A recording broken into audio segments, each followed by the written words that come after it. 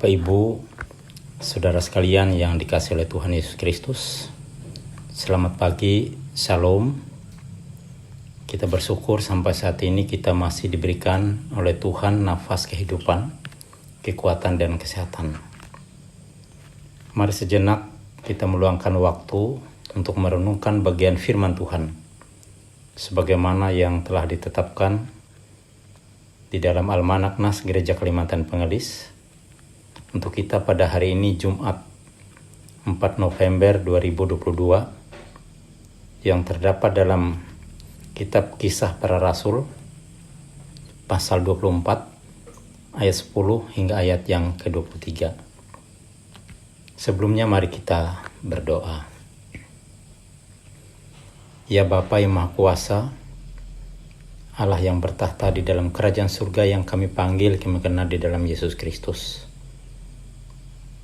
Segala puji, hormat, dan kemuliaan karena kasih dan kemurahan Tuhan Kau nyatakan dalam kehidupan kami sampai saat ini. Saat ini kami bersama-sama ingin merenungkan firman Tuhan, sertai dan urapi kami dengan kuasa Roh-Mu yang kudus, agar kami boleh mengerti, boleh memahami firman-Mu ini, agar iman pengharapan kami semakin bertumbuh, semakin dikuatkan di dalam Engkau.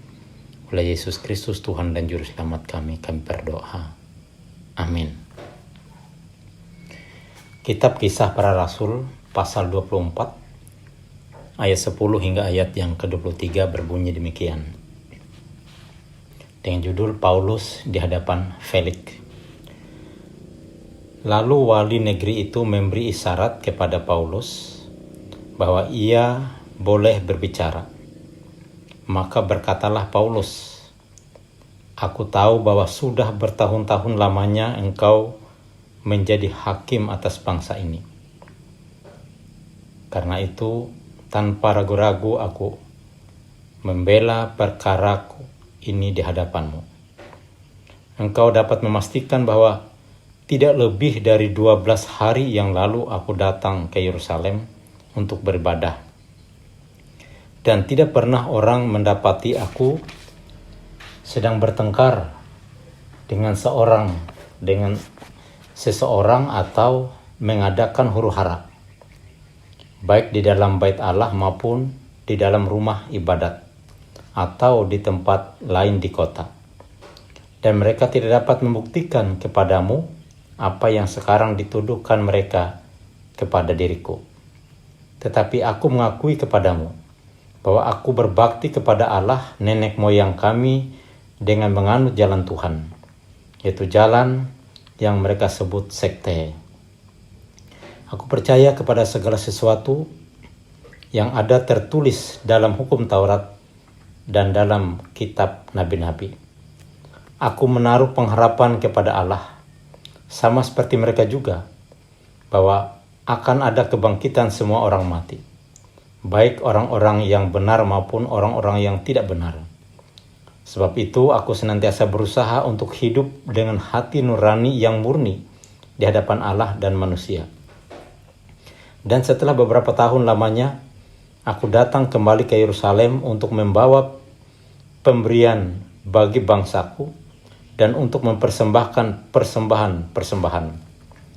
Sementara aku melakukan semuanya itu, beberapa orang Yahudi dari Asia mendapat aku di dalam bait Allah sesudah aku selesai mentahirkan diriku, tanpa orang banyak dan tanpa keributan. Merekalah yang sebenarnya harus menghadap engkau di sini dan mengajukan dakwaan mereka jika mereka mempunyai sesuatu terhadap aku. Namun biarlah orang-orang yang hadir di sini sekarang menyatakan kejahatan apakah yang mereka dapati ketika aku dihadapkan di mahkamah agama. Atau mungkinkah karena satu-satunya perkataan yang aku serukan ketika aku berdiri di tengah-tengah mereka, yakni karena hal kebangkitan orang-orang mati, aku hari ini dihadapkan kepada kamu. Tetapi Felix yang tahu benar-benar akan jalan Tuhan menangguhkan perkara mereka. Katanya, setibanya kepala pasukan Lisias di sini, aku akan mengambil keputusan dalam perkaramu. Lalu ia menyuruh perwira itu tetap menahan Paulus, tetapi dengan tahanan ringan, dan tidak boleh mencegah sahabat-sahabatnya melayani dia. Shalom, Bapak Ibu, saudara sekalian yang dikasihi oleh Tuhan Yesus Kristus. Kalau kita melihat secara sepintas apa yang diceritakan dalam nas ini, bahwa Paulus itu berhasil dikurung dan dibungkam dalam penjara Kaisarea selama 2 tahun. Namunkah apakah ini berarti Injil juga dikurung dan dibungkam? Sepertinya tidak. Justru sebaliknya, berita Injil semakin kuat menyatakan kuasanya. Sesuatu yang sebenarnya tidak mungkin, tetapi itu yang terjadi. Kita melihat pembelaan Paulus sangat tegas menyatakan bahwa ia mengikuti jalan Tuhan. Ayat 14-16. Ia juga mengungkapkan beberapa fakta yang valid dan kuat untuk menggugurkan dakwaan yang ditujukan kepadanya. Pertama, ia katakan bahwa ia baru tiba di Yerusalem 12 hari yang lalu. Dan alasan itu bagaimana mungkin ia menjadi pemimpin sekte? Kita lihat tadi pada ayat yang 11. Yang berikut, ketika ditangkap ia sedang sendirian. Dan dalam hal ini bagaimana mungkin ia dituduh sebagai pembuat huru-hara?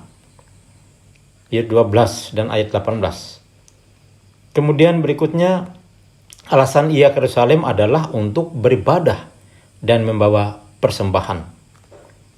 Ayat 17 dan 18. Yang terakhir dikatakan bahwa jika Paulus mempunyai kesalahan yang lain, siapa penuduhnya?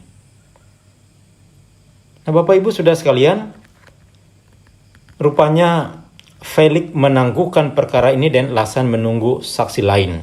Ayat 22. Dan harapan Paulus akan memberikan sesuatu bagi dirinya. Memberikan dia suatu janji atau imbalan. Semacam suap begitu dalam tanda petik. Dan bisa kita lihat itu sebenarnya pada ayat selanjutnya, yaitu ayat 26. Namun walau demikian, ia menunjukkan juga rasa simpati kepada Paulus dan bersikap lunak terhadapnya. Keadaan ini membuahkan kesempatan kepada Paulus untuk memperdengarkan Injil kepada Felix dan juga keluarganya. Seorang Yahudi yang lari dari suaminya untuk menikah dengannya, yaitu istrinya yang bernama Drusilla. Mereka mendengar tentang kebenaran. Mereka mendengar tentang kesaksian Paulus dalam penguasaan diri dan juga penghakiman yang akan datang, yang adalah dasar utama bagi panggilan pertobatan Paulus. Mereka dicelikan matanya bahwa mereka adalah orang yang berdosa juga. Kenyataan ini yang membuat Felix gelisah dan memutuskan untuk menyuruh Paulus pergi. Saudara sekalian yang dikasihi oleh Tuhan Yesus Kristus, kita melihat dari peristiwa ini, kita dapat mengambil suatu hikmah bahwa berada di pihak yang benar secara hukum tidak menjamin memperoleh suatu keadilan. Tetapi itu tidak terlalu penting bagi kita sejauh kita tetap memperoleh kesempatan untuk memperdengarkan atau menyampaikan berita Injil. Injil adalah kekuatan Allah yang menyelamatkan setiap orang percaya. Oleh sebab itu, sebagaimana yang Paulus lakukan, kita juga sewajarnya harus ambil bagian dalam rangka kita memberitakan Injil. Tidak hanya dengan kata-kata, tetapi dengan sikap hidup, tindakan kita tutur kata perbuatan kita sehari-hari. Karena kita adalah juga pemberita Injil itu. Melalui kehidupan, melalui kesaksian kita. Dalam keadaan apapun, sebagaimana juga dikatakan bahwa baik atau tidak baik waktunya, kita harus menyatakan, kita harus memberitakan berita Injil. Kalau kita melihat pengalaman Paulus, ya di berbagai tempat berhadapan dengan berbagai tantangan, tetapi berita Injil itu selalu ia sampaikan. Ada banyak jemaat yang dibangun oleh pemberitaan Injil Rasul Paulus dan juga rasul-rasul yang lain. Tidak mudah bagi mereka saat itu. Bahkan sampai sekarang pun sesuatu yang tidak gampang untuk kita lakukan. Tetapi tugas panggilan kita juga adalah harus ambil bagian dalam pemberitaan Injil itu. Tuhan Yesus memberkati kita sekalian. Amin. Mari kita bersama-sama berdoa. Kita berdoa. Terima kasih Tuhan atas firman-Mu yang kami renungkan bersama. Mengingatkan kami sekalian segenap tugas tanggung jawab kami sebagai umat-Mu, sebagai orang-orang yang telah Engkau tebus, walaupun menghadapi berbagai tantangan dalam kehidupan ini, seperti yang dialami oleh Rasul Paulus di masa lampau. Tapi Tuhan memberikan mandat bagi kami untuk memberitakan berita keselamatan itu bagi dunia ini. Pakailah hidup kami menjadi alat di tangan Tuhan. Kami lemah, kami tidak mampu, kami ada orang-orang berdosa. Tapi Tuhan mau memakai kami. Oleh sebab itu ya Tuhan, biarlah kuasa Roh yang Kuduslah yang bekerja dalam hati dan kehidupan kami, supaya kami boleh melakukan kehendak-Mu. Kami serahkan seluruh kehidupan kami umat-Mu, setiap pribadi, setiap keluarga kami masing-masing. Tuhan bimbing, pimpin, pelihara kami dalam kasih kemurahan-Mu. Kami serahkan segenap tugas pelayanan gereja-Mu, Gereja Kalimantan Pengelis, dari tingkat sinode, resus sampai jemaat-jemaat, dalam mengemban tugas tanggung jawab pelayanan itu agar diberkati oleh Tuhan. Kami serahkan bangsa dan negara kami, para pemimpin kami dari tingkat pusat sampai daerah, agar mereka dapat melakukan tugas tanggung jawabnya untuk kebaikan bersama dalam kehidupan bermasyarakat, berbangsa, dan bernegara. Secara khusus bagi pemerintah Kabupaten Morong Raya ini, kami serahkan Bupati beserta seluruh jajarannya.